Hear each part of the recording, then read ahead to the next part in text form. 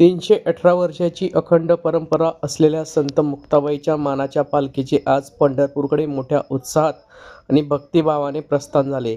यावेळी मंत्री गिरीश महाजन, मंत्री गुलाबराव पाटील, मंत्री संजय सावकारे, आमदार चंद्रकांत पाटील यांच्या प्रमुख उपस्थितीत ही पालखी पंढरपूरकडे प्रस्थान झाली आहे।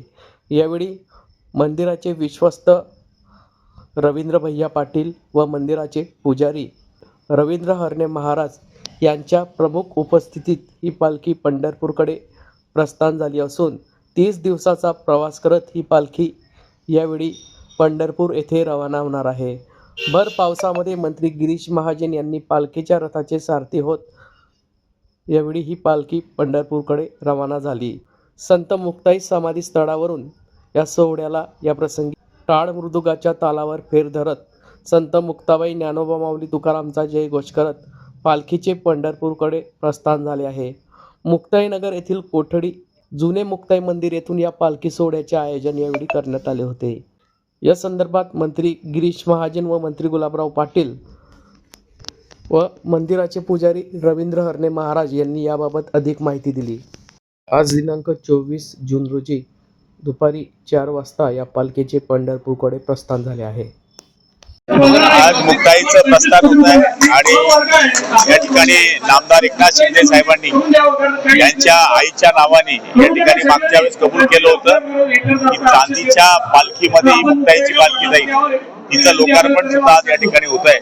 त्यामुळे या कार्यक्रमाला आम्ही तिघ मंत्री महोदय, आमदार महोदय या ठिकाणी आलेले आहेत आणि योगायोग असा आहे की आज मुक्ताईला येत असताना सरकारला शेतकऱ्यांना ज्या गोष्टीची गरज होती ते म्हणजे पाणी, या पावसाची सुरुवात सुद्धा जळगाव जिल्ह्यामध्ये दमदार झालेली आहे। ही मुक्ताईचीच कृपा आहे, म्हणजे परमेश्वराशिवाय कुठल्याच गोष्टी यशस्वी होऊ शकत नाही आणि ते परमेश्वराने आज हा दिलासा आम्हाला दिलेला आहे।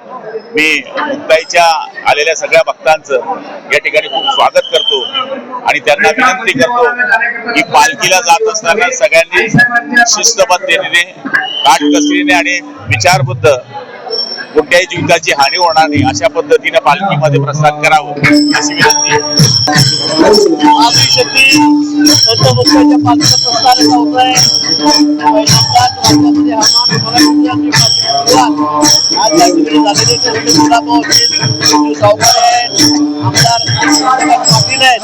सगळे या ठिकाणी आलेलो आहोत, सगळ्यांना मनापासून शुभेच्छा देतो।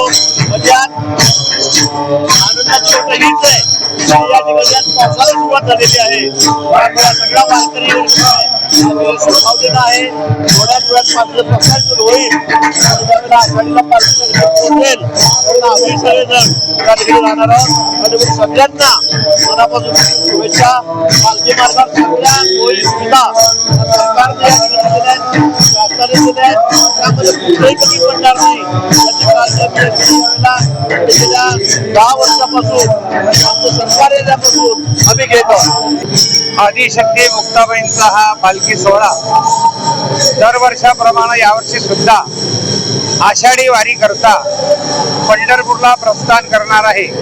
महाराष्ट्रातील जे काही प्रमुख पालखी सोहळे आहेत त्यामध्ये हा एकमेव पालखी सोहळा श्री संत म्हणून इथून निघणार आहे।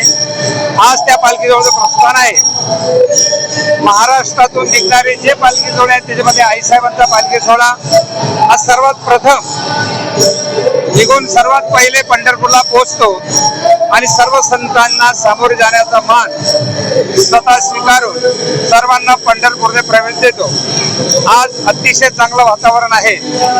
वरुण राजांनी सुद्धा गेल्या 1 महिन्यापासून असलेल्या पावसाची प्रतीक्षा ती सुद्धा मुक्ताबाईच्या प्रस्थानामध्ये अतिशय शेतकरी आणि वारकरी आनंदित आहे। वरुण राजांनी सुद्धा मुक्ताबाईच्या प्रस्थानाला उपस्थिती दिली असा हा आनंदाचा क्षण आहे।